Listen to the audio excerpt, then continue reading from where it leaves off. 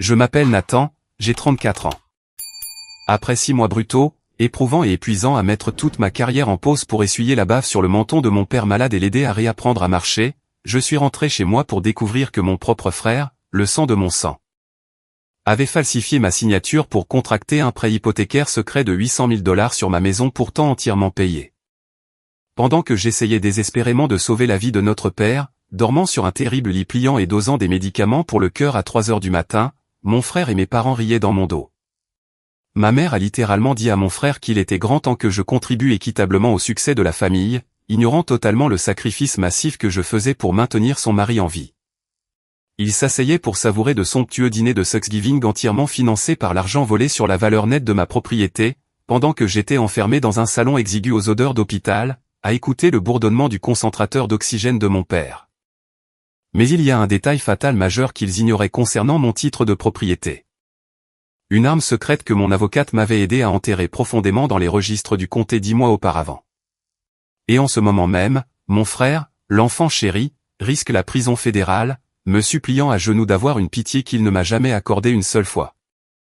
Avant de vous raconter exactement comment j'ai détruit sa vie et repris le pouvoir grâce à une simple feuille de papier, cliquez sur le bouton « J'aime » si vous pensez que partager le même sang ne donne à personne le droit de voler votre avenir. Et dites-moi d'où vous regardez dans les commentaires ci-dessous. Votre soutien est ma plus grande motivation pour continuer à partager cette histoire. Revenons maintenant au moment exact où ma réalité a volé en éclats. Le trajet en voiture de Denver, au Colorado, à Charlotte, en Caroline du Nord, m'avait pris 22 heures d'affilée. Je ne me suis pas arrêté à l'hôtel. Je ne me suis pas arrêté pour un repas chaud dans un restaurant. Je ne me suis arrêté que pour faire le plein d'essence dans ma berline poussiéreuse mais fiable et pour acheter du café amer et brûlé dans des aires d'autoroute faiblement éclairées. J'ai conduit au cœur de la nuit, mes phares fendant l'obscurité sans fin de l'autoroute, mes mains serrant le volant jusqu'à ce que mes articulations blanchissent. Les lignes jaunes sur l'autoroute étaient devenues floues, un compte à rebours hypnotique jusqu'au moment où je pourrais enfin déverrouiller ma propre porte d'entrée. Lorsque je me suis engagé dans ma rue calme et bordée d'arbres dans mon quartier de banlieue, j'avais l'impression qu'on m'avait frotté l'intérieur des yeux avec du papier de verre rugueux. Le bas de mon dos me lançait d'une douleur atroce après être resté assis dans ce siège conducteur bon marché pendant près d'une journée entière. Mais plus encore que l'immense fatigue physique, j'étais vidé mentalement et émotionnellement. Je n'avais absolument plus rien à donner à qui que ce soit. 6 mois. C'est exactement le temps que j'avais passé loin de mon sanctuaire. 6 mois à dormir sur un terrible lit pliant brise d'eau dans le salon exigu de ma mère parce qu'il refusait de transformer la chambre d'amis spacieuse en un espace médical adéquat. 6 mois à composer avec des aides-soignants à domicile peu fiables qui n'arrivaient jamais à l'heure. À me battre férocement avec les compagnies d'assurance pour la prise en charge de la rééducation, et à porter le deuil étouffant et particulier de voir un homme fier qu'on aimerait apprendre à prononcer des mots simples après un grave accident vasculaire cérébral. J'avais mis toute ma vie, mon existence entière, en pause indéterminée.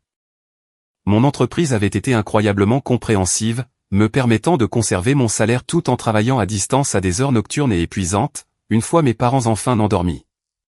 J'étais terrifié à l'idée de perdre ma récente promotion, celle pour laquelle j'avais travaillé 60 heures par semaine pendant 3 ans. Mais j'avais fait mon devoir malgré tout, car je croyais que la famille devait se serrer les coudes en période de crise profonde. Je pensais aux préparatifs potentiels des funérailles chaque jour, terrifié à l'idée que mon père fasse une nouvelle attaque. Ma douce et âgée voisine, Dorothy, avait promis de passer chez moi 2 fois par semaine, juste pour arroser la pelouse afin de satisfaire le syndic de copropriété et de relever le courrier pour éviter qu'il ne s'accumule et n'attire les voleurs. Tout était censé être parfaitement en ordre. J'avais accompli mon devoir absolu de fils. J'avais sacrifié mon temps, ma paix et ma jeunesse. Je voulais juste rentrer chez moi, dormir dans mon propre lit pendant une semaine d'affilée et essayer de reconstruire ma carrière. Je voulais tourner la clé, sentir l'odeur familière de mon salon et oublier les factures médicales et les odeurs d'hôpital. Tout n'allait pas bien. C'était tout le contraire d'aller bien. La toute première chose que j'ai remarquée pendant que le moteur de ma voiture tournait au ralenti dans l'allée, c'était la vie. Il était scotché directement au centre de ma porte d'entrée fraîchement peinte. Il n'avait pas été glissé poliment sous la fente. Il n'était pas rangé discrètement dans la boîte aux lettres à l'abri des regards. Il était scotché à hauteur des yeux dans une enveloppe jaune d'un éclat aveuglant, le genre de couleur néon agressive que l'on peut voir depuis le bout de la rue. C'était un signal d'alarme de désastre absolu, réclamant pratiquement l'attention de chaque voisin promenant son chien devant ma pelouse. Mes pieds lourds et épuisés m'ont porté sur l'allée en béton avant même que mon cerveau ne puisse pleinement analyser ce que mes yeux regardaient. J'ai tendu la main. Le papier semblait épais et menaçant contre mes doigts froids. Le vent faisait bruisser les feuilles mortes d'automne autour de mes chevilles, mais le monde autour de moi s'était soudainement complètement tu. J'ai arraché le ruban adhésif du bois, ouvrant l'enveloppe. Avis de procédure de saisie immobilière. Prêteur, Pinacle Regional Bank. Adresse du bien, la mienne. Date de vente aux enchères prévue, 47 jours à compter de la notification. J'ai lu ces lettres noires en gras 3 fois de suite, debout sur le perron. Le vent piquant traversait ma fine veste, mais je ne sentais absolument pas le froid. J'étais totalement anesthésié, paralysé par une vague de pure confusion. Puis je me suis assis lourdement sur le fauteuil de mon Porsche, toujours vêtu de mon manteau d'hiver, serrant toujours mes clés de voiture d'une poigne crispée, et je l'ai lu une 4e fois, examinant chaque mot terrifiant. Je ne suis pas du genre à paniquer facilement. J'ai passé 3 ans à travailler comme analyste de conformité dans un cabinet d'avocats spécialisé en droit immobilier à forts enjeux avant de passer à la gestion des risques d'entreprise. J'ai géré d'immenses faillites d'entreprise. J'ai traité des comptes séquestres hautement sensibles. J'ai démêlé des toiles financières complexes qui feraient tourner la tête du commun des mortels. Je sais exactement comment fonctionnent ces documents juridiques. Je sais ce que signifie ce jargon, et je savais avec une certitude absolue et inébranlable que ce que je lisais était physiquement, mathématiquement et juridiquement impossible. J'étais le propriétaire légitime et exclusif de ma magnifique maison de ville de 3 chambres. Je l'avais achetée il y a 7 ans, lorsque le marché était au plus bas. Voyant une opportunité que d'autres avaient manquée, j'avais remboursé ce prêt hypothécaire de 30 ans en seulement 4 ans en raclant chaque centime de mon salaire. J'avais renoncé aux vacances. J'avais conduit une vieille voiture déglinguée sans climatisation pendant des étés humides. J'avais préparé mon déjeuner tous les jours au lieu de manger dehors avec mes collègues. Et j'avais utilisé un petit héritage que ma défunte grand-mère m'avait légué spécifiquement. Elle savait que j'étais la seule personne de la famille à qui elle pouvait réellement confier $1. Ma grand-mère avait explicitement écarté mes parents et mon frère de son testament, et ils ne me l'ont jamais pardonné. Ils ont qualifié cela de trahison, mais elle appelait cela un investissement dans le seul petit enfant responsable qu'elle avait. J'avais pris cet argent, je l'avais combiné avec mes économies drastiques, et j'avais acheté ma liberté financière. J'ai les documents de titre de propriété libre et quitte en ce moment même dans un lourd coffre-fort inifugé dans mon bureau à domicile. Il n'y a absolument aucun privilège ni hypothèque sur cette propriété. Il ne peut pas y avoir de procédure de saisie sur un bien sans aucune dette. C'est une impossibilité mathématique. Une banque ne peut pas saisir une maison dont elle ne détient pas le titre de créance. J'ai pris une longue et profonde inspiration, le genre qui vous remplit les poumons jusqu'à la douleur et force les battements affolés de votre cœur à ralentir. J'ai refusé de laisser la panique l'emporter. J'ai déverrouillé ma porte d'entrée, j'ai pénétré dans l'air confiné et parfaitement préservé de ma maison, j'ai laissé tomber mes lourds sacs sur le parquet en bois franc et je me suis mis directement au travail. Je n'ai même pas pris la peine d'allumer les lumières du couloir. La tempête arrivait, et je devais comprendre exactement d'où venait la fuite d'eau. Je suis entré directement dans mon bureau, la seule pièce qui importait en cet instant. J'ai allumé mon ordinateur portable, dont l'écran a illuminé la pièce sombre d'une lueur bleue crue. Je pensais que le cauchemar des 6 derniers mois d'urgence médicale était enfin terminé. Je pensais que la pire partie de mon année avait été de voir mon père frôler la mort sur un lit d'hôpital, entouré de moniteurs sonores. J'avais tellement tort. Le véritable cauchemar m'attendait ici même, dans ma propre maison. Et les monstres n'étaient pas des inconnus surgis de la nuit. Les monstres étaient les personnes qui portaient mon nom de famille. Ceux-là même que je venais de passer 6 mois à essayer de sauver. Pour véritablement comprendre l'ampleur effroyable de ce que je regardais sur ce papier jaune fluo, il faut comprendre la dynamique profondément toxique qui régissait ma famille depuis le jour de ma naissance. En grandissant dans notre foyer, il y avait 2 réalités distinctes et strictement imposées. Il y avait la réalité de Julien et il y avait la mienne. Julien est mon frère cadet. C'était l'enfant chéri par excellence, le garçon qui ne pouvait absolument rien faire de mal. Il était bruyant, charismatique, exceptionnellement beau et complètement allergique au travail acharné. Mes parents, Harrison et Margaret, ne juraient que par lui. Si Julien rapportait un C à un devoir de mathématiques au collège, ma mère lui préparait un gâteau au chocolat extravagant pour célébrer son effort créatif et lui disait que le professeur ne comprenait tout simplement pas son génie. Si je rapportais des A sur tout mon bulletin, mon père hochait brièvement la tête par-dessus son journal et me disait de ne pas prendre la grosse tête, me rappelant que le travail acharné était simplement ce qu'on attendait des gens au talent moyen comme moi. J'étais le fils fiable. J'étais le filet de sécurité. Julien était la star du spectacle. J'ai appris très tôt que la seule personne sur laquelle je pouvais vraiment compter dans ce monde était moi-même. Pendant que Julien passait ses années d'université à faire la fête aux frais de mes parents, abandonnant deux cursus coûteux différents et vidant totalement son fonds d'études, je faisais des gardes de nuit éreintantes dans un entrepôt local simplement pour payer mes crédits universitaires. Quand Julien a décidé qu'il voulait devenir entrepreneur dans la tech à 25 ans, mes parents ont joyeusement puisé dans leur compte de retraite pour financer une start-up qui a fait faillite en moins de 6 mois parce qu'ils refusaient de gérer les ingénieurs. Quand j'ai acheté ma première voiture d'occasion, je l'ai payée entièrement au comptant grâce au pourboire que j'avais économisé en étant serveur les week-ends. Julien a fini par épouser Véronica. Véronica est le genre de femme qui traite les dépenses d'argent comme une compétition olympique. Elle avait auparavant traversé un divorce violent et très médiatisé où elle s'était battue avec férocité pour la garde d'un chien de race qu'elle n'aimait même pas, uniquement pour nuire à son riche ex-mari.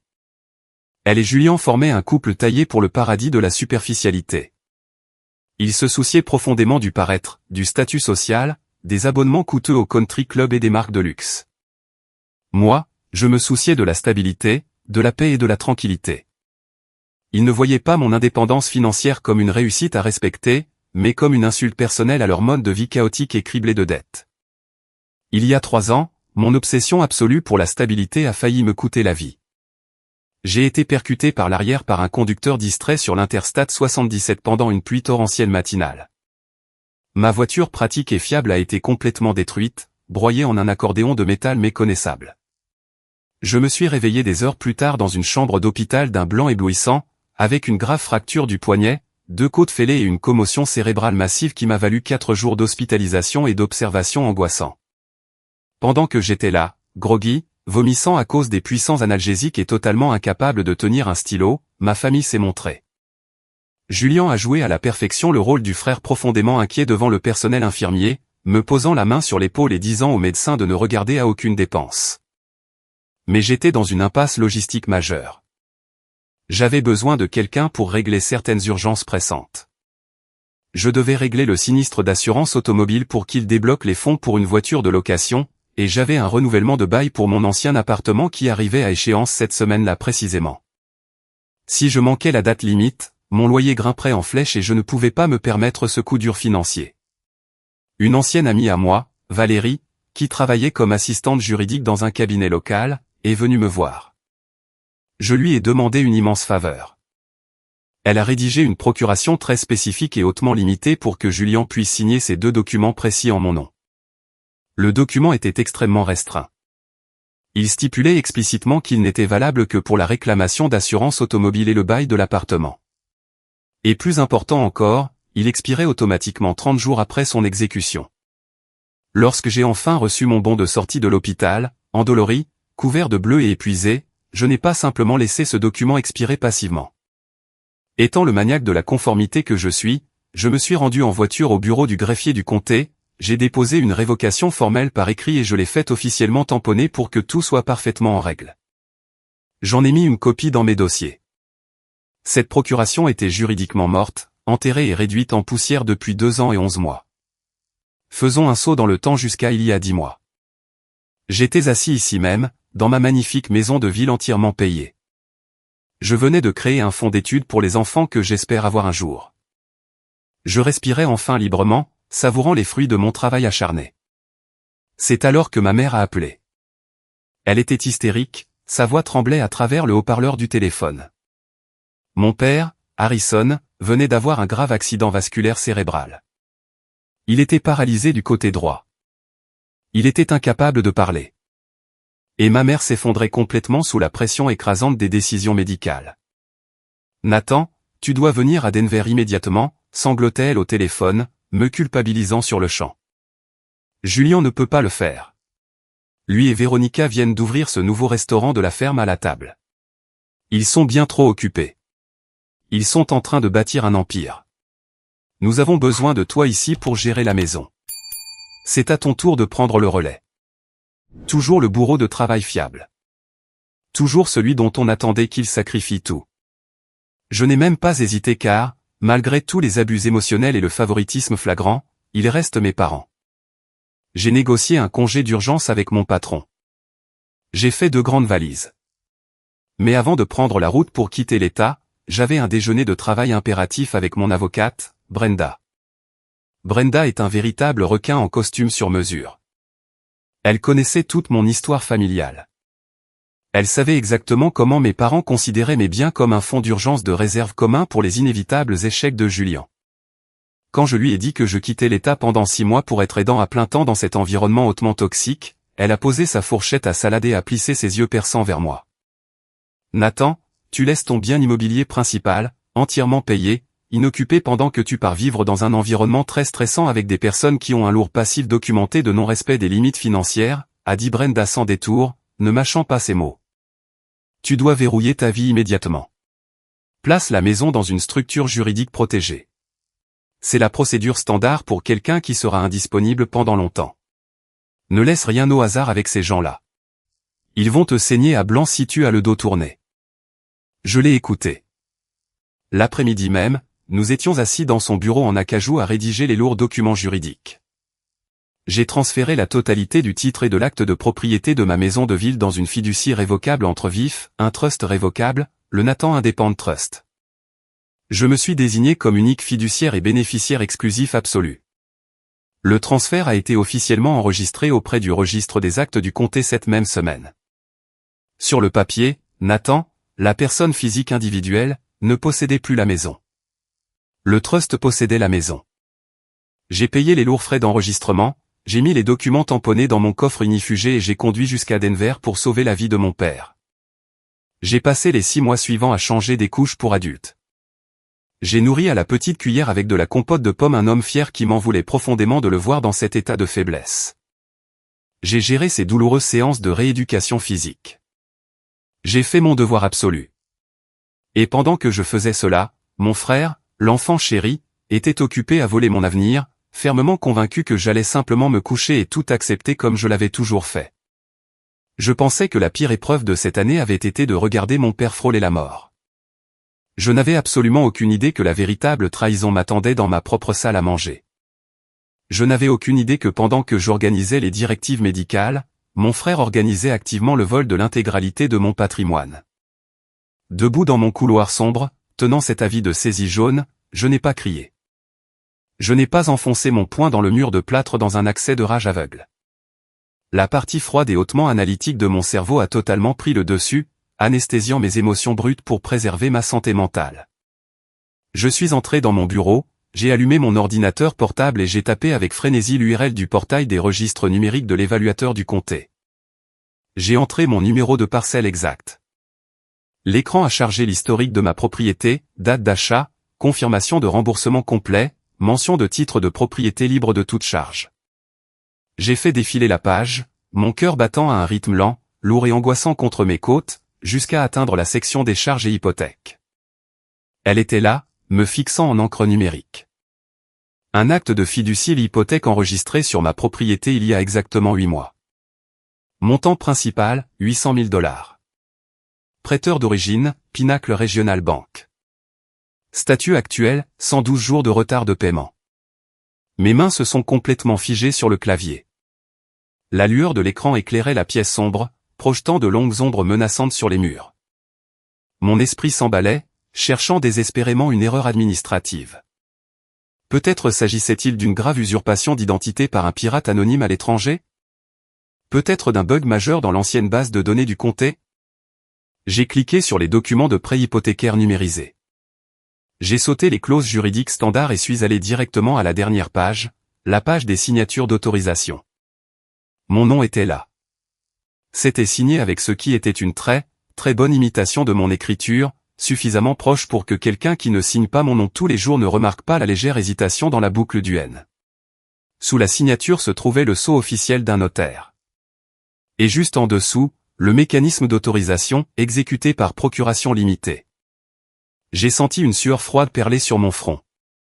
Je me suis connecté au portail de gestion des prêts de la Pinacle Regional Bank en utilisant le numéro de prêt imprimé sur l'avis. L'historique des déboursements s'est affiché immédiatement. Mes yeux ont balayé le texte vert et noir. Les 800 000 $ avaient été virés en 2 virements massifs. Ils n'avaient pas été versés sur le compte séquestre d'une société de titres standard. Ils étaient allés directement sur un compte chèque joint, un compte que j'ai reconnu instantanément. Des années auparavant, ma mère avait insisté lourdement pour que nous ouvrions un compte d'urgence familiale. Il était enregistré au nom de Julien, de Véronica et au mien. Nous ne l'avions jamais réellement approvisionné, mais mon nom y était toujours techniquement rattaché en tant que signataire dormant. C'est ainsi que la grande banque avait laissé passer ce virement suspect sans le signaler immédiatement pour fraude. Je savais déjà exactement où l'argent était passé. Il y a 18 mois, Julien et Véronica avaient ouvert un restaurant, de la ferme à la table, ridiculement cher dans un ancien entrepôt réaménagé en centre-ville. Ils servaient des toasts à l'avocat déstructuré à 20 $ et de l'eau importée en bouteilles de verre à de riches hipsters. J'avais observé toute cette aventure vouée à l'échec à distance respectable. Le loyer de l'emplacement était astronomique. Le concept était saturé à l'extrême dans ce quartier précis. Et l'enthousiasme de mon frère pour le glamour du monde de la restauration n'avait d'égal que son refus absolu de passer une serpillière, de gérer les stocks ou d'équilibrer un grand livre financier. La dernière fois que j'avais parlé à Julien au téléphone depuis Denver, il s'était montré évasif sur les finances du restaurant, rejetant bruyamment la faute sur l'économie et sur des employés ingrats. J'avais supposé que cela signifiait qu'ils avaient du mal à payer les salaires. Ce que je n'avais pas supposé, c'est que ces difficultés s'étaient traduites par la souscription d'un prêt hypothécaire frauduleux et secret de 800 000 $ sur ma propre maison. Mes doigts ont volé sur le clavier. J'ai effectué une recherche ciblée rapide sur le registre du commerce de l'État pour leur SARL de restauration. C'était la déclaration de faillite sous le régime du chapitre 11 déposée il y a exactement 6 semaines. Ils avaient pris mon argent. Ils l'avaient brûlé dans un restaurant en faillite pour maintenir leur train de vie luxueux. Ils avaient quand même échoué, et ensuite ils avaient tout simplement cessé de payer les mensualités du prêt. Ils n'avaient pas versé un seul centime depuis 112 jours. Ils avaient simplement laissé ma maison glisser vers la saisie immobilière pendant que je lavais le dos de notre père et dormais sur un lit de camp. Mais comment avaient-ils contourné les protocoles de sécurité stricts de la banque? J'ai zoomé sur les documents de prêt numérisés sur mon écran. J'ai regardé de très près le tampon du notaire juste à côté de ma signature falsifiée. Le nom sur le sceau était Marcus Thorne. Mon estomac s'est retourné d'un dégoût pur. Marcus. Marcus était un ancien camarade de fraternité universitaire de Julien.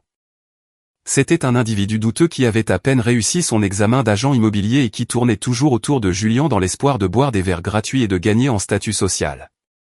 Marcus avait délibérément notarié une fausse signature. Mais qu'en était-il de la procuration?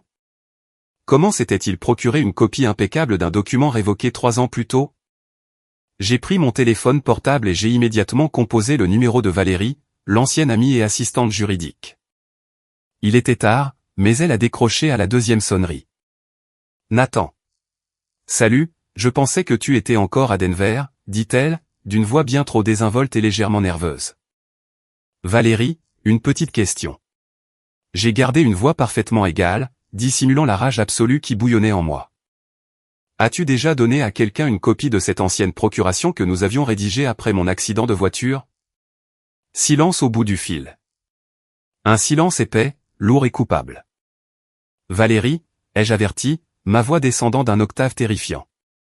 Nathan, écoute, a-t-elle bafouillé, la voix tremblant violemment.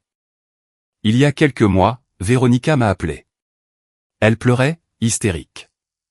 Elle m'a dit que tu étais à Denver, totalement injoignable, et qu'il y avait une urgence absolue avec tes taxes foncières. Elle a dit que tu lui avais expressément demandé d'obtenir une copie de la procuration auprès de moi pour régler cela au bureau du greffier immédiatement afin d'éviter des pénalités massives. Elle m'a supplié. Je ne pensais pas que c'était grave. Ce n'était qu'une simple copie. Tu as donné à ma belle-sœur un document juridiquement contraignant issu de mon dossier privé et confidentiel sans mon autorisation directe, ai-je demandé, sentant la rage glaciale se répandre dans mes veines comme de l'eau gelée. Je suis désolé, dit-elle. C'était une urgence familiale. S'il te plaît, ne me poursuis pas en justice, Nathan, cela détruirait complètement ma carrière. Je lui ai raccroché au nez sans un mot de plus. Je me moquais bien de la carrière de Valérie. Elle n'était qu'un pion stupide.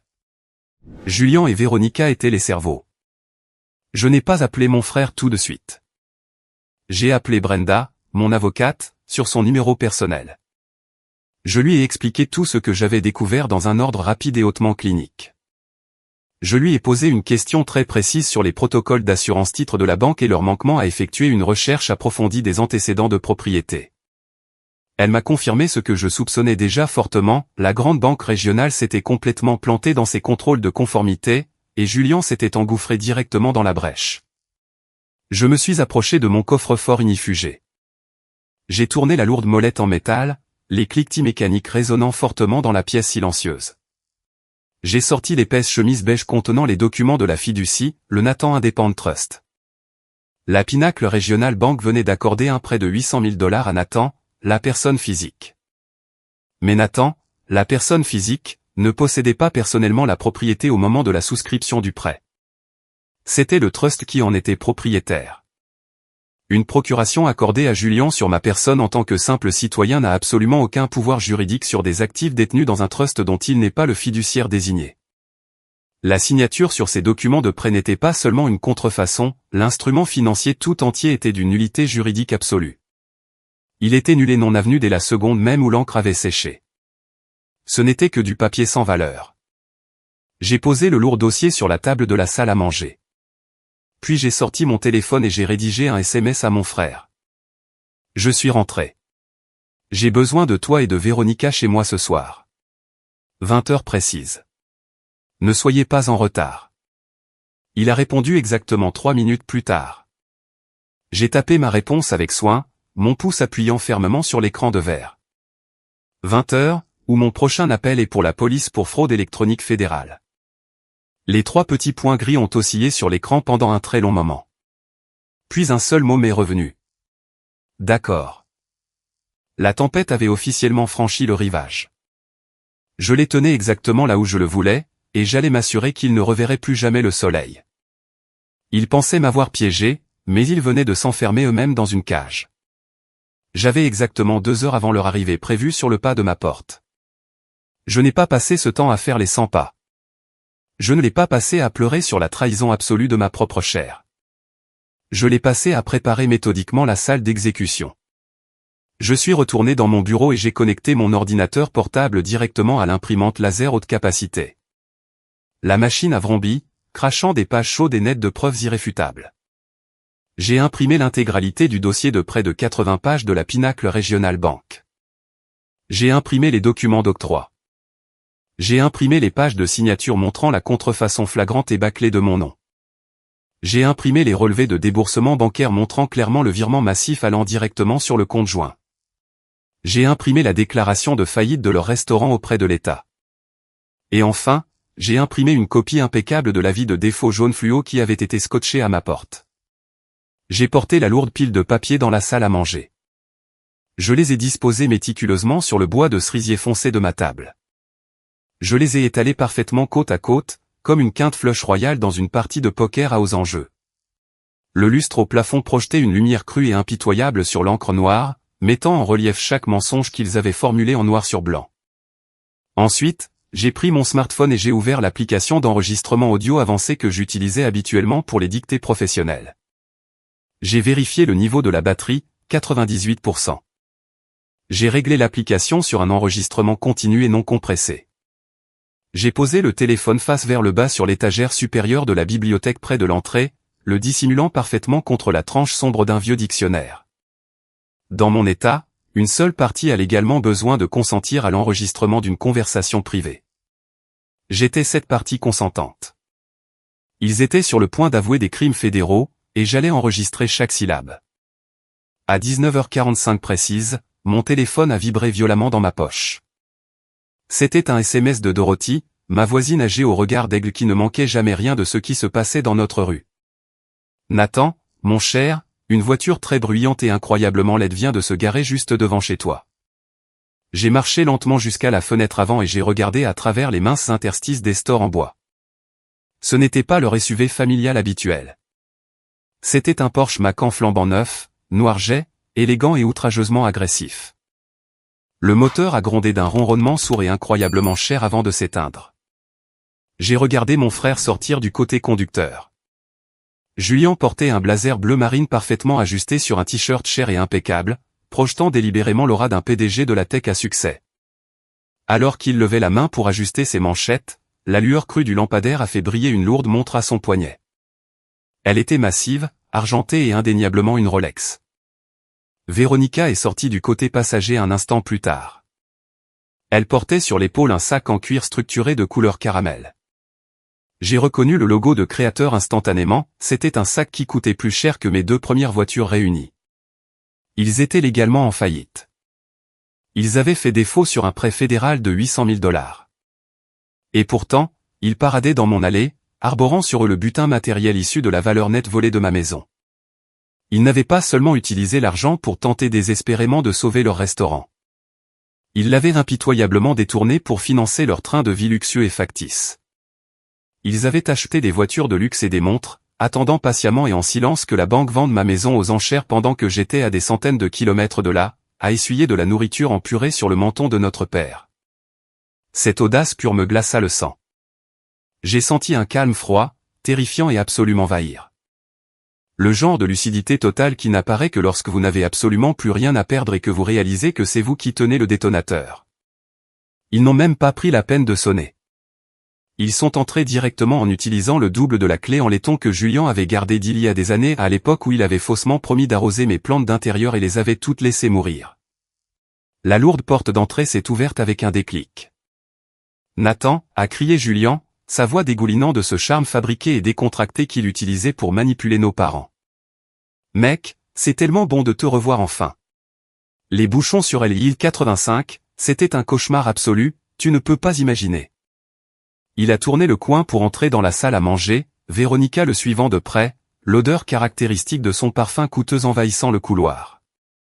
Julien a commencé à dire autre chose, probablement une excuse bidon et répétée pour ne pas être venu une seule fois à Denver en 6 mois. Mais c'est alors qu'il m'a vu.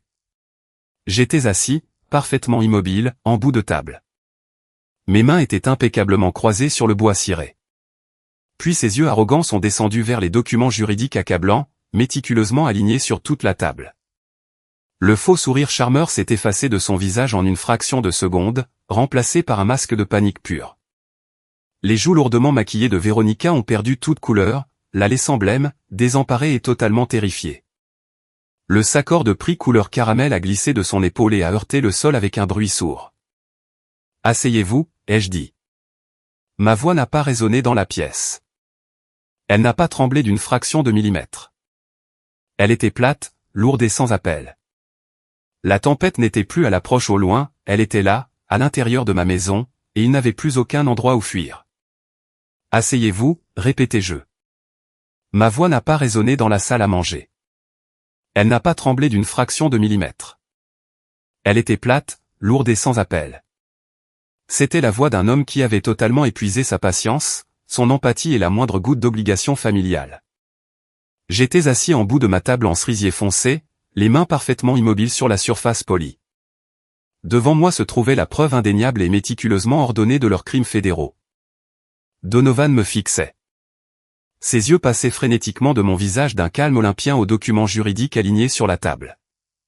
Pendant une fraction de seconde, un instant très bref et incroyablement gratifiant, j'ai vu le vrai Donovan. J'ai vu le petit garçon paniqué et incompétent qui cassait des objets de valeur dans notre maison d'enfance et regardait immédiatement autour de lui pour trouver un coupable. J'ai vu le gosse qui s'attendait toujours à ce que nos parents interviennent, nettoient ses énormes bêtises et lui remettent une médaille de participation juste pour avoir survécu à ses propres erreurs. Mais Donovan avait passé toute sa vie d'adulte à bâtir une forteresse impénétrable d'arrogance pure. Il ne lui a fallu que 3 secondes pour se retrancher derrière ces murs fortifiés. Il a tiré une lourde chaise de salle à manger d'un geste exagéré et sans hâte. Il essayait délibérément de projeter une aura de calme absolu et d'indifférence. C'était cette assurance travaillée et décontractée d'un homme qui avait réussi à se sortir de chaque conséquence par le bagout au cours de ses 32 années d'existence. Il s'attendait pleinement à recommencer à l'instant même. Il a ajusté les revers de son blazer bleu marine sur mesure. Il s'est assis et a croisé nonchalamment une jambe sur l'autre. Dans son mouvement, la lumière crue du lustre a accroché le cadran épais en argent de sa montre Rolex. Cette montre avait été achetée avec la valeur nette volée de ma maison. C'était la manifestation physique de son sentiment de supériorité, attaché directement à son poignet. Sylvia s'est assise à côté de lui, mais elle ne partageait pas son assurance délirante et déplacée. Elle avait l'air d'être sur le point de vomir sur mon parquet impeccable. Son visage lourdement maquillé était livide. Ses yeux fixaient avec une terreur absolue la vie de saisie jaune fluo posée en plein milieu de la table. Elle reconnaissait le logo officiel de la Pinnacle Regional Bank. Elle savait exactement ce que ce bout de papier signifiait pour son mode de vie fastueux et soigneusement mis en scène. « Frère, avant que tu ne dises quoi que ce soit, » commença Donovan. Il adopta immédiatement un ton très posé, du genre « soyons des adultes », qui fit bouillir le sang dans mes veines. Il leva les mains dans un geste d'apaisement, présentant agressivement la situation comme si c'était moi qui étais totalement irrationnel. Je n'ai pas scié. Je n'ai pas bougé. Je l'ai simplement regardé tisser sa pitoyable toile de justification d'entreprise. Il essayait activement de requalifier un crime financier fédéral majeur en un simple obstacle commercial temporaire et banal.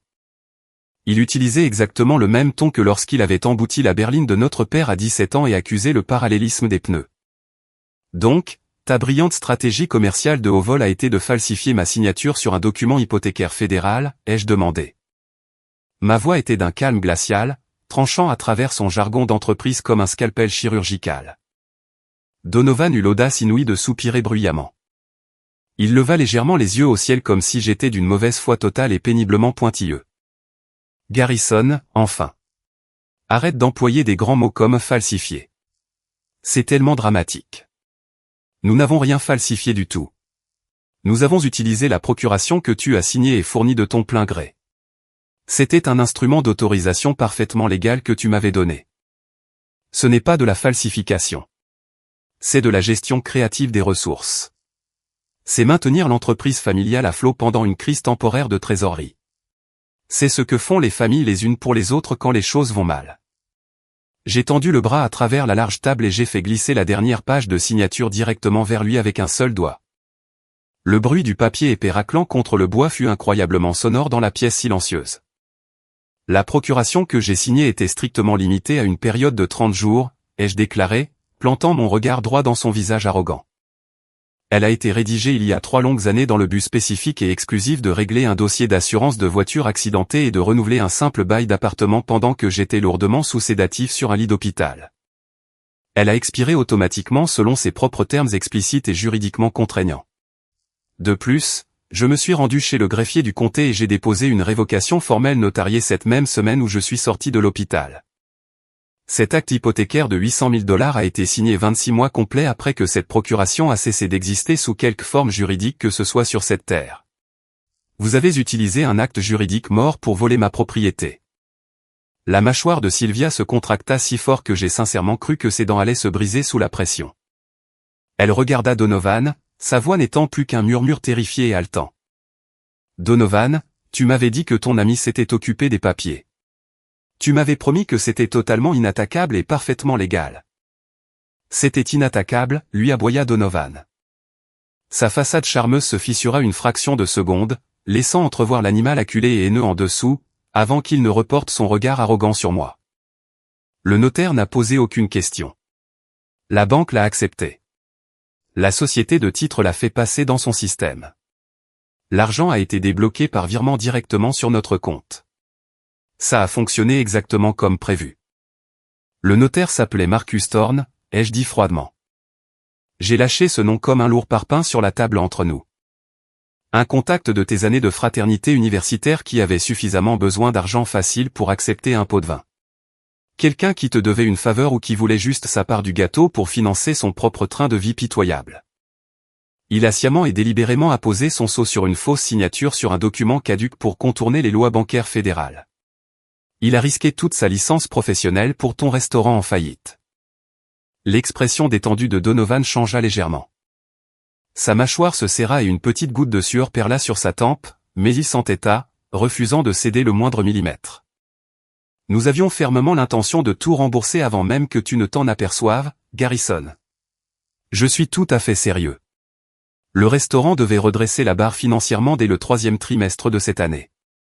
Nous avions d'immenses projections marketing en place. Nous allions décrocher une deuxième levée de fonds auprès de sociétés de capital risque, rembourser l'intégralité du prêt bancaire avec les intérêts courus, et tu n'aurais même jamais su que la maison avait été hypothéquée. C'était une solution temporaire sans victime. Un délit sans victime, si tu veux absolument appeler ça comme ça. Personne n'était censé être lésé. Une solution sans victime. J'ai poussé un rire sec, rauque et sans joie qui fit sursauter Sylvia sur sa chaise. Le restaurant a déposé le bilan sous le régime du chapitre 11 il y a exactement 6 semaines. J'ai trouvé le dossier officiel dans les registres publics de l'État cet après-midi. Vous avez pris 800 000 $ en cash sur mon bien immobilier. Vous avez claqué chaque dollar pour essayer de maintenir l'illusion d'une grande réussite. Vous avez acheté une Porsche. Vous avez acheté une Rolex. Et vous n'avez pas payé une seule mensualité de prêt depuis 112 jours. Ma maison part aux enchères publiques dans 47 jours. La maison que j'ai payée avec mon salaire, l'héritage de ma défunte grand-mère, et ma sueur, mon sang et mes larmes. Sylvia se pencha en avant. Sa voix prit une intonation plus douce, bien plus travaillée. C'était exactement la même voix mielleuse et larmoyante qu'elle avait utilisée lors de son précédent règlement de divorce, lorsqu'elle se battait férocement pour obtenir une pension alimentaire qu'elle ne méritait pas. « Garrison, s'il te plaît », chuchota T.L. Ses yeux brillaient de larmes manipulatoires parfaitement synchronisées. « Tu as les liquidités nécessaires pour régler ça. Tu le sais très bien. Tu viens d'avoir cette énorme promotion dans ton cabinet de gestion des risques. 800 000 $, c'est une somme dévastatrice, qui détruit une vie pour nous en ce moment. Mais cela ne ruinera pas quelqu'un dans ta position financière solide. Tu pourrais effacer cette dette cette semaine. Tu pourrais appeler la banque demain et nous éviter de perdre absolument tout ce que nous avons bâti. Nous sommes ta famille. Nous avons fait une erreur. Une erreur stupide et désespérée née d'une panique totale. S'il te plaît, rembourse juste le solde et laisse-nous repartir à zéro. Je la regardais, profondément dégoûté par le sentiment de supériorité brute et sans filtre qui suintait de ses paroles. Elle était assise chez moi, tenant un sac de créateur à 5 000 $, me demandant ouvertement d'éponger près d'1 million de dollars de sa dette criminelle. Vous avez payé les intérêts minimums pendant exactement 3 mois sans me dire un seul mot, ai-je dit. Je me suis penché plus près de la table, plongeant mes yeux dans les siens, refusant de la laisser fuir la réalité de ses actes. Vous n'aviez pas l'intention de vous confesser. Vous espériez activement et désespérément que le restaurant se redresserait par magie et que vous pourriez clore ce prêt colossal avant que je ne revienne du Colorado et que je le découvre. Mais quand la faillite est finalement arrivée, vous ne m'avez pas appelé. Vous ne vous êtes pas excusé. Vous ne m'avez pas prévenu pour que je puisse me préparer. Vous avez simplement arrêté de payer et vous avez attendu en silence absolu que la banque lance la procédure de saisie sur ma propriété. J'ai reporté mon regard sur mon frère. Il était assis, étrangement immobile, son cerveau cherchant visiblement une porte de sortie. Tu as calculé qu'au moment où je le découvrirais enfin, je serais le dos au mur. Tu savais que je n'aurais absolument pas d'autre choix que d'absorber ta dette colossale pour sauver ma propre maison d'une vente aux enchères sur les marches du tribunal au plus offrant. Vous avez sciemment essayé de me coincer pour m'obliger à payer votre train de vie somptueux et vos échecs commerciaux monumentaux. Donovan écarta les mains dans un grand geste de pragmatisme résigné. Il s'adossa même à sa chaise, l'air totalement satisfait de sa propre logique tordue et sociopathe. « Écoute, Garrison, les chiffres sont ce qu'ils sont, déclara Donovan. Il se glissa parfaitement dans son personnage de faux PDG, celui qu'il utilisait pour charmer les investisseurs crédules. Il sourit même, un petit sourire suffisant et victorieux. Il pensait m'avoir totalement piégé dans un labyrinthe financier sans issue. Il pensait que son culot monstre avait déjoué ma planification de vie rigoureuse. Il pensait pouvoir voler près d'1 million de dollars à son propre frère, me forcer à le rembourser avec mon propre salaire durement gagné, et s'en tirer sans la moindre conséquence simplement parce que nous portions le même nom de famille. Il regardait autour de lui dans ma maison, calculant probablement à quelle vitesse je pourrais liquider mon portefeuille d'actions, voire puiser dans mes comptes de retraite pour éponger son désastre. Tu as raison, dis-je lentement, hochant la tête d'un air faussement approbateur. Le sourire suffisant de Donovan s'élargit en un large rictus arrogant. Ses épaules se détendirent visiblement. Il jeta un coup d'œil triomphant à Sylvia, comme pour déclarer fièrement qu'il avait gagné. Il gagnait toujours. J'étais le fils fiable qui payait toujours l'addition. Alors tu comprends enfin, dit Sylvia. Elle poussa un immense soupir de soulagement, essuyant ses fausses larmes du revers de sa main manucurée. Je comprends parfaitement, dis-je. Ma voix tomba en un chuchotement glacial et dangereux qui vida tout l'air de la pièce. C'est exactement pourquoi j'ai besoin de vous expliquer en détail quelques notions cruciales sur les structures avancées de protection des actifs. J'ai besoin que vous compreniez exactement pourquoi les personnes qui travaillent dans la gestion des risques d'entreprise les utilisent réellement. La satisfaction narquoise sur le visage de Donovan se figea instantanément. Ses yeux se plissèrent légèrement. Une infime lueur de confusion authentique perça enfin son masque d'assurance rodé. « De quoi tu parles ?» demanda Donovan. Sa voix perdit une fraction notable de sa belle assurance. Je n'ai pas rompu le contact visuel.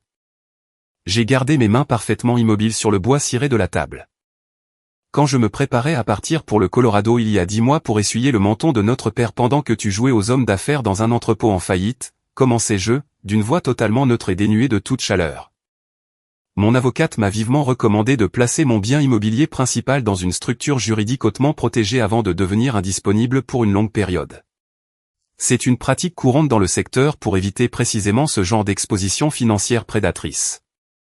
Sylvia regarda Donovan, sa panique revenant avec une violence décuplée. Donovan déglutit difficilement, sa pomme d'Adam oscillant visiblement, mais il tenta désespérément de maintenir sa bravoure déclinante. Et alors ? Une maison reste une maison. Elle t'appartient. La banque a l'acte. Peu importe comment tu l'appelles. Alors, poursuivis-je, savourant chaque syllabe qui franchissait mes lèvres, j'ai exécuté un transfert de titre complet et juridiquement contraignant.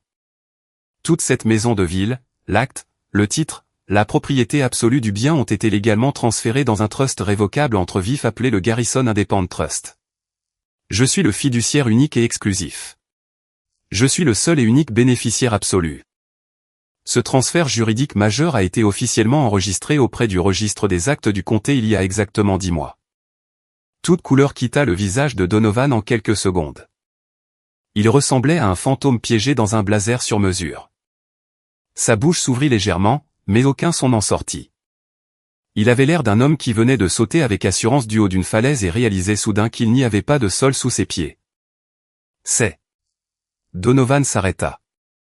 Son cerveau essayait désespérément d'assimiler la catastrophe absolue qui se déroulait devant lui. Il reprit, la voix nettement plus aiguë, trahissant sa terreur grandissante, « C'est impossible. Les registres fiscaux du comté t'indiquaient comme propriétaire individuel. On a vérifié. On a vérifié le portail en ligne de fond en comble avant d'aller à la banque pour demander le prêt. Vous avez vérifié la base de données publique d'évaluation fiscale, le corrigé-je, sentant une satisfaction prédatrice et profonde fleurir dans ma poitrine. Laquelle fonctionne avec un cycle de mise à jour très différé. Les transferts de propriété vers des structures de trust privés peuvent prendre 12 à 18 mois pour être totalement répercutés sur les rôles d'imposition locaux. Mais si vous aviez engagé un avocat spécialisé en droit immobilier compétent et légitime pour effectuer une recherche exhaustive de la chaîne de titres auprès du véritable registre des actes, ce que la grande compagnie d'assurance titres de la Pinnacle Regional Bank était légalement tenue de faire. Avant d'octroyer un prêt fédéral de 800 000 $, vous auriez facilement trouvé l'enregistrement du trust daté d'il y a 10 mois. 2 mois pleins avant la finalisation de votre prêt frauduleux. Le silence dans ma salle à manger devint total, absolu et étouffant. On pouvait entendre le faible ronronnement régulier du réfrigérateur depuis la cuisine. Je ne possède pas personnellement cette maison, dis-je. J'ai laissé ces mots pesants planer dans l'air comme la lame d'une guillotine prête à tomber. C'est un trust qui la possède. Et une procuration révoquée, accordée sur ma personne en tant que simple citoyen privé, n'a absolument aucun pouvoir juridique sur des actifs détenus en sécurité dans un trust dont tu n'es pas le fiduciaire. L'hypothèque que la Pinnacle Regional Bank vous a accordée est juridiquement nulle et non avenue. Elle l'était à la seconde même où tu as falsifié mon nom dessus. Ce n'est rien de plus que du papier toilette hors de prix. Donovan se leva si brusquement que sa lourde chaise en bois racla violemment le parquet. Il n'était plus calme du tout. La façade s'était complètement et irrémédiablement brisée en 1000 morceaux.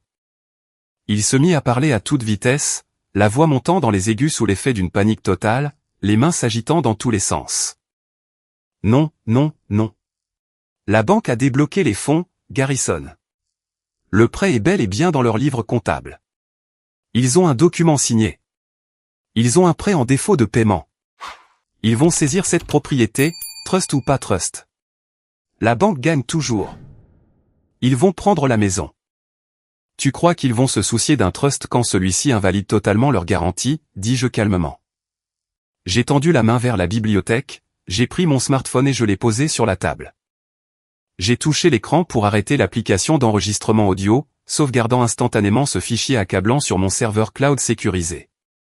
Puis j'ai ouvert mes contacts et j'ai trouvé le numéro spécifique que mon avocate, Fiona, m'avait donné cet après-midi même, la ligne d'urgence directe du service des fraudes de la société mère de Pinnacle Financial Group à New York. J'ai appuyé sur appel. J'ai posé le téléphone directement au centre de la table, pile au-dessus de sa signature grossièrement contrefaite, et j'ai activé le haut-parleur. Donovan se figea totalement. Sa poitrine se soulevait à un rythme effréné tandis qu'il fixait l'écran lumineux du téléphone. 2 sonneries, puis la voix claire et hautement professionnelle d'une femme répondit. Pinnacle Financial Group, division fédérale de la fraude et de la gestion des risques. Comment puis-je orienter votre appel urgent? Sylvia poussa un son qu'elle ne put retenir, un gémissement aigu et brisé de terreur pure et absolue.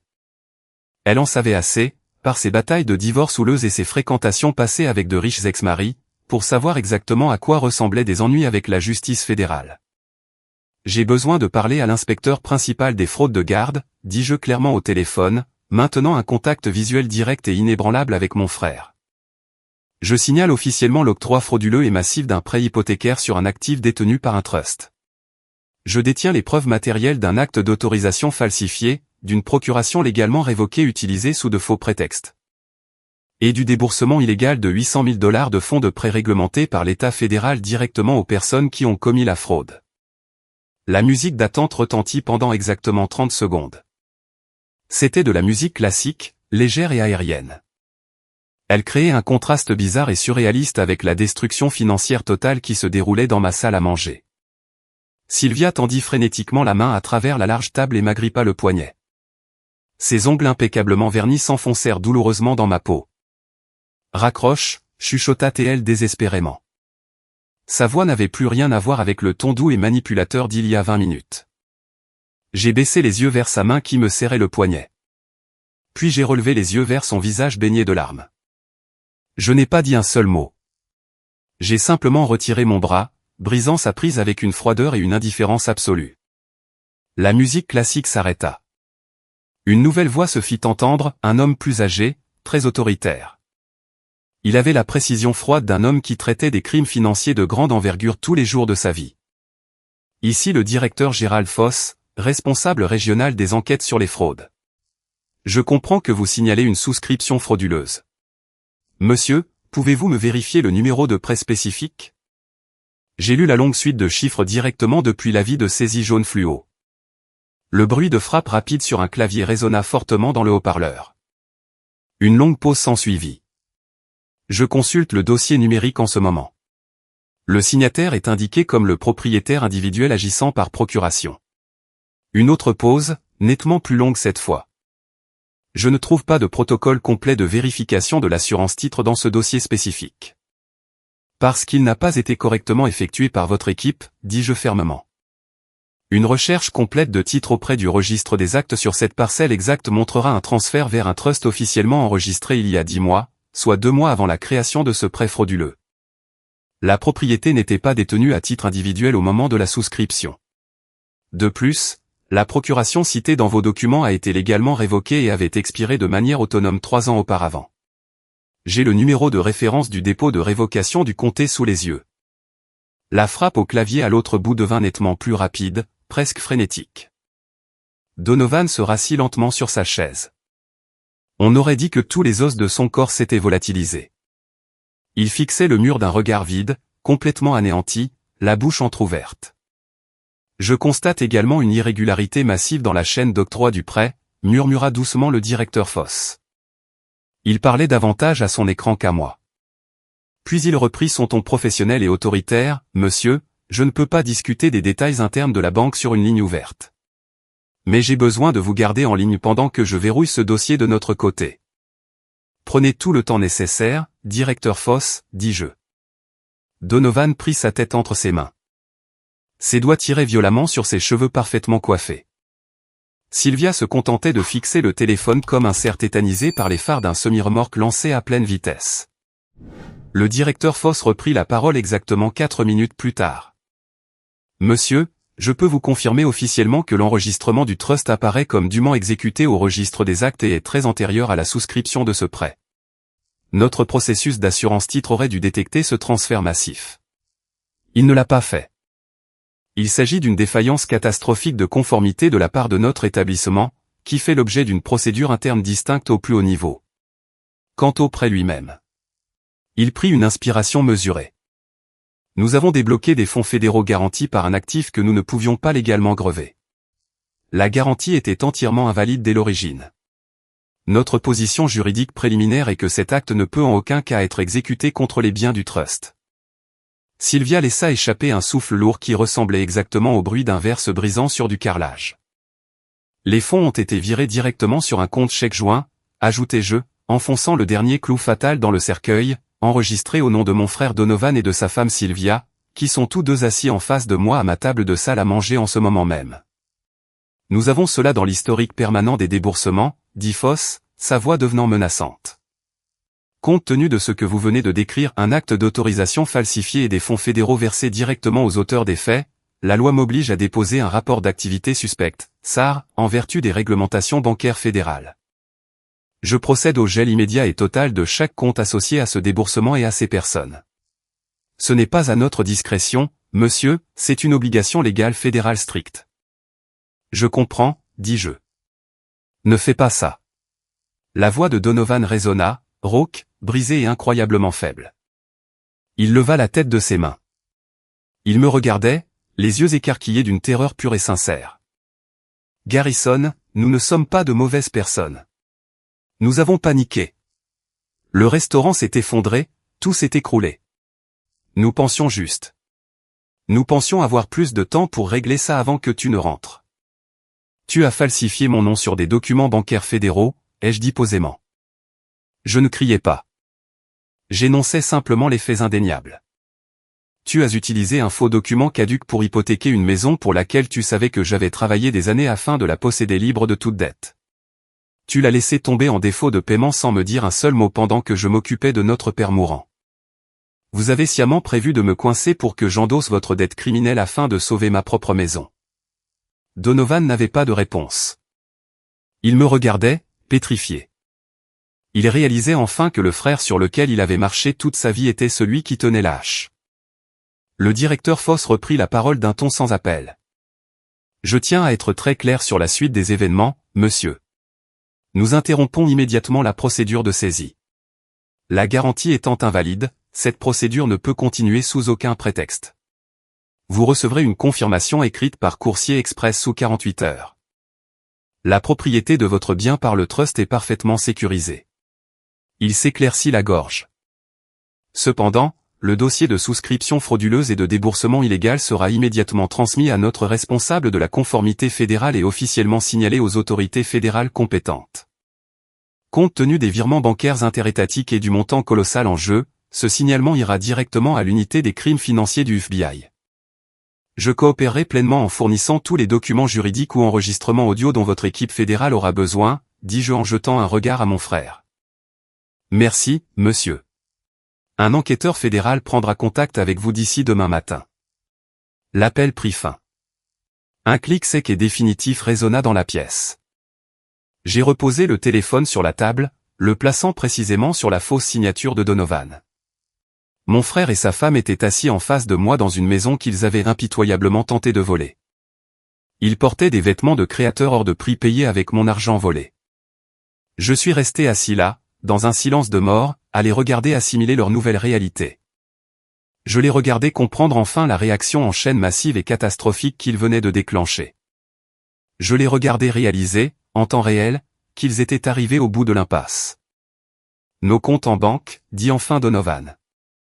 Sa voix était à peine audible dans le silence assourdissant de la pièce. Tout ce que nous avons. Et je l'ai ? Oui, ai-je confirmé, sur un ton dénué de tout réconfort. Absolument chaque centime. Vos comptes personnels, vos comptes joints, tous les comptes professionnels liés à vos numéros de sécurité sociale. Tout. Sylvia me regarda avec une expression que je n'avais jamais vue sur son visage lourdement maquillé durant toutes les années où je l'avais connue. Ce n'était pas exactement de la culpabilité exige une conscience fonctionnelle. C'était quelque chose de bien plus brut et pitoyable, le regard d'un parasite qui venait de réaliser que son hôte était totalement immunisé. Elle avait épuisé toutes ses tactiques de manipulation. Chaque larme, chaque supplication, chaque menace voilée, et rien n'avait fonctionné. « Est-ce que tu vas vraiment les laisser nous envoyer en prison fédérale ?» demanda-t-elle, la voix tremblant violemment. Ses yeux balayaient la pièce comme s'il cherchait une issue de secours inexistante. J'ai fixé Donovan pendant un long et pesant moment. Nous avions partagé une chambre jusqu'à mes 12 ans. C'était lui qui m'avait accidentellement cassé le bras quand nous étions enfants en jouant dans le jardin, et mes parents m'avaient reproché d'être maladroit. C'était lui qui avait toujours eu la plus grosse part de gâteaux, les plus beaux cadeaux de Noël, la grande majorité de l'amour, de l'attention et du soutien financier de nos parents. Et il avait contracté un prêt illégal de $800 000 sur ma maison, financé son train de vie somptueux avec cet argent, et ne m'avait absolument rien dit pendant 8 longs mois alors que je dormais sur un lit de camp, tenais la main de notre père victime d'un AVC et le nourrissais à la compote. Ce n'est pas moi qui décide de ce qui arrive, Donovan, dis-je, la voix froide comme la glace. Je me suis levé. Je me sentais plus léger de 10 kilos. Le poids écrasant des 6 derniers mois, la panique de la vie de saisie, tout s'envolait. Vous devez tous les deux quitter ma propriété immédiatement, dis-je en pointant la porte d'entrée. Et sachez que tout ce que vous me direz à partir de maintenant sera méticuleusement consigné et transmis directement aux autorités fédérales. Ils sont partis. Donovan s'est levé le premier. Ses jambes tremblaient tellement qu'il a dû s'appuyer lourdement sur la table pour garder l'équilibre.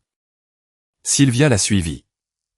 Elle n'a même pas pris la peine de ramasser son luxueux sac en cuir caramel tombé sur le sol. Donovan s'est arrêté sur le pas de la porte et m'a regardé. Il avait sur le visage une expression que j'ai délibérément choisi de ne pas trop analyser. C'était peut-être du chagrin, du regret ou simplement une terreur pure et sans mélange. Je m'en moquais éperdument. J'étais réveillé depuis plus de 30 heures, et il y a une limite stricte à ce qu'un être humain peut encaisser émotionnellement en une seule nuit. La lourde porte d'entrée s'est refermée avec un déclic. J'étais enfin seul. Je me suis rassis à la table et j'ai immédiatement transféré le fichier audio sur mon compte cloud sécurisé. J'en ai envoyé une copie directement à mon avocate, Fiona, accompagnée d'un email concis et très détaillé résumant exactement ce qui venait de se passer. La confirmation écrite officielle de la banque concernant l'annulation de la saisie est arrivée par FedEx dès le lendemain matin. Le signalement formel pour fraude majeure aux autorités fédérales a suivi dans les 72 heures. Fidèle aux paroles du directeur Foss, chaque compte bancaire lié à mon frère et à sa femme a été complètement gelé à la fin de la semaine. Ils ne pouvaient plus acheter de nourriture. Ils ne pouvaient plus mettre d'essence dans leur voiture de luxe. Ils étaient totalement coupés du monde qu'ils croyaient dominer. L'unité des crimes financiers du FBI m'a contacté le mardi suivant. L'agent spécial Caldwell s'est assis dans mon salon, a bu mon café et a pris ma déposition officielle. L'enregistrement audio d'une clarté parfaite réalisé dans ma salle à manger a été versé à leur volumineux dossier de preuves. Caldwell m'a assuré que l'affaire était pliée d'avance, les preuves écrites et matérielles étaient irréfutables. Mais le moment le plus difficile de toute cette semaine n'a pas été de faire face au FBI ou aux dirigeants de la banque. Ce fut l'appel téléphonique que j'ai reçu de mes parents. Ma mère m'a appelé un jeudi soir. Elle n'a pas demandé comment j'allais. Elle n'a pas demandé si j'étais remis du choc d'avoir trouvé un avis de saisie sur ma maison. Elle a appelé en hurlant. « Garrison, comment as-tu pu faire ça à ton propre frère ?» a-t-elle crié à travers le haut-parleur, la voix stridente et pleine de venin. Le FBI a fait une perquisition chez lui ce matin. Ils ont remorqué sa Porsche. Tu es en train de détruire sa vie pour un stupide malentendu. Ce n'était pas un malentendu, maman, ai-je dit en serrant fermement le téléphone. Il a falsifié ma signature et volé $800 000. J'ai failli perdre ma maison. Il allait te rembourser, a crié mon père, Winston, en arrière-plan. Sa diction était légèrement pâteuse à cause de son AVC, mais sa colère était parfaitement intelligible. Il avait juste besoin d'un prêt-relais. Tu as un énorme salaire. Tu as toute cette valeur nette immobilière et ce gros héritage de ta grand-mère. Tu n'as pas d'enfant. Tu aurais pu simplement payer la banque et régler ça en famille. As-tu la moindre idée de ce qu'un procès au pénal va lui coûter? Il va tout perdre. Et à cet instant précis, la dernière pièce horrible du puzzle s'est mise en place. Ils savaient. Ils étaient au courant pour le prêt. Ils n'étaient peut-être pas au courant de la falsification explicite de la signature, mais ils savaient que Donovan hypothéquait ma maison. Ils étaient restés assis dans ce salon exigu du Colorado, me laissant essuyer le menton de mon père, me laissant préparer les détails de potentielles funérailles, en sachant pertinemment que Donovan était en train de voler le travail de toute ma vie. Ils n'avaient que faire de mon sacrifice, leur seule priorité était que l'enfant chéri soit protégé à tout prix. Vous étiez au courant, ai-je chuchoté.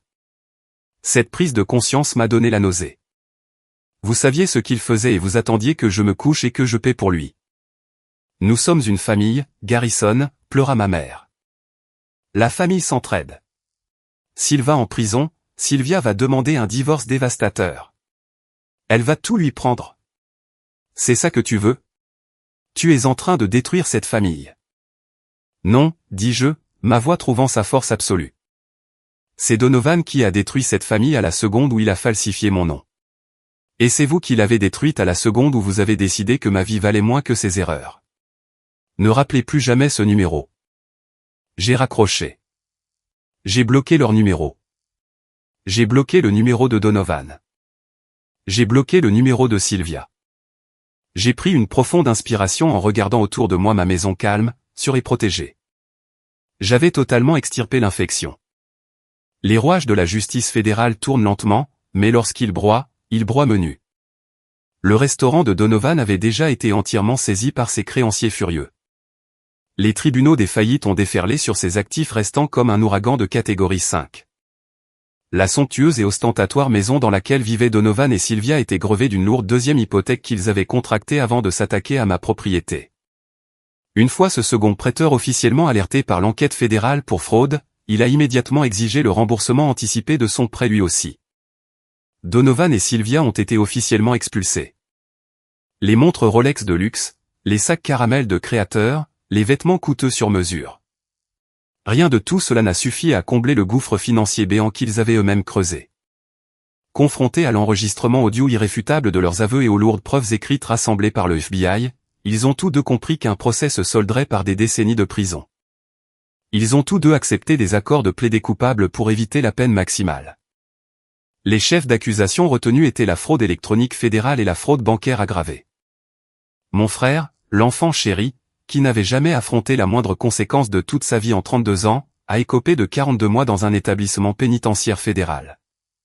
Il n'y a pas de libération conditionnelle anticipée dans le système fédéral, il purgera chaque jour de ses 3 ans et demi derrière les barreaux. Sylvia, fidèle à sa nature profondément égoïste, a totalement lâché Donovan dès qu'elle a compris qu'elle risquait de la prison ferme. Elle a immédiatement demandé le divorce, tentant de se distancier légalement de ses crimes et de sauver les lambeaux de dignité qui lui restaient. Elle a obtenu une peine avec sursis assortie de 3 longues années de mise à l'épreuve sous haute surveillance et d'une obligation de dédommagement financier en échange de sa coopération totale avec l'enquête fédérale. L'agent Caldwell m'a confié qu'elle avait chanté comme un canari, leur fournissant tout ce dont ils avaient besoin pour enfermer définitivement mon frère. Je ne sais pas vraiment ce que je ressens à propos de ce dernier point. Certains jours, je ressens un profond et légitime sentiment de justice. La plupart du temps, je suis simplement assez honnête avec moi-même pour admettre que je ressens une tristesse profonde et vide pour le frère que j'avais perdu bien avant qu'il n'appose ma signature sur cette ligne pointillée. Mais ce dont je suis absolument certain, c'est de ceci, je suis rentré chez moi après 6 mois épuisants à dormir sur un petit lit pliant inconfortable dans le salon de mes parents. J'ai passé la moitié d'une année à apprendre exactement ce qu'il en coûte de reconstruire la vie de quelqu'un d'autre, en sacrifiant ma propre paix, mon confort et ma progression de carrière parce que je croyais sincèrement au devoir fondamental de la famille. Je suis rentré pour trouver un avis de saisie jaune fluo scotché à ma porte, avec les empreintes poisseuses de ma propre famille étalées dessus. Et la seule raison pour laquelle je suis assis dans cette magnifique maison entièrement payée ce soir, dans ce fauteuil en cuir confortable près de la fenêtre qui accueille la chaude lumière de l'après-midi, c'est parce qu'il y a 10 mois, j'ai fait quelque chose de très peu glamour. De très fastidieux et de très facile à remettre à plus tard. J'ai écouté une avocate brillante. J'ai rempli des formalités juridiques ennuyeuses. J'ai payé de lourds frais d'enregistrement. Et j'ai placé ma maison, mon sanctuaire, dans un lieu juridiquement sûr où des mains toxiques ne pourraient jamais l'atteindre. Je ne l'ai pas fait parce que je pensais réellement que mon frère tomberait un jour assez bas pour commettre une fraude fédérale. Je ne le pensais vraiment pas une seule seconde. Je l'ai fait parce que j'avais compris que protéger sa paix exige de bâtir de véritables forteresses inaccessibles, et non de simplement espérer que les gens vous traiteront bien. La leçon la plus difficile que j'ai apprise au cours de mes 34 années de vie est que les personnes qui convoitent ce que vous avez bâti, celles qui s'estiment pleinement en droit de s'approprier votre succès, votre salaire et votre stabilité, ne ressemblent pas toujours à de dangereux inconnus tapis dans l'ombre. Elles ne portent pas toujours de passe-montagne ni de pied de biche. Parfois, elles ressemblent aux frères avec qui vous partagiez une chambre. Parfois, elles prennent la voix d'un coup de téléphone dominical de votre mère vous demandant un immense service. Et parfois, elles tiennent le double des clés que vous leur avez données de votre plein gré et une clé que vous n'aviez jamais pensé à réclamer. La famille est un concept magnifique, mais partager le même ADN n'est pas un chèque en blanc pour se faire abuser. Ce n'est pas un laissez-passer pour voler votre avenir ou exploiter votre travail acharné. Vous avez le droit fondamental et absolu de protéger vos biens, votre santé mentale et votre tranquillité d'esprit. Même si la menace vient des personnes qui vous ont élevé. J'ai toujours ma maison. J'ai toujours ma carrière. J'ai toujours ce fonds d'études qui grandit en sécurité pour la future famille que je fonderai selon mes propres règles, une famille bâtie sur le respect absolu, et non sur la manipulation financière. Je guéris jour après jour dans le sanctuaire paisible de la maison pour laquelle je me suis tant battu. Merci infiniment d'avoir écouté mon histoire aujourd'hui. Je sais qu'elle était éprouvante, mais j'espère qu'elle servira de rappel puissant à quiconque pourrait être aux prises avec une dynamique familiale toxique. Avez-vous déjà vécu une situation similaire avec votre propre famille? Avez-vous déjà dû poser des limites douloureuses et fermes pour protéger votre propre vie? Partagez votre histoire dans les commentaires ci-dessous. Et n'oubliez pas d'aimer et de vous abonner pour ne pas manquer le prochain récit. Prenez soin de vous, préservez votre paix, et à bientôt pour la suite.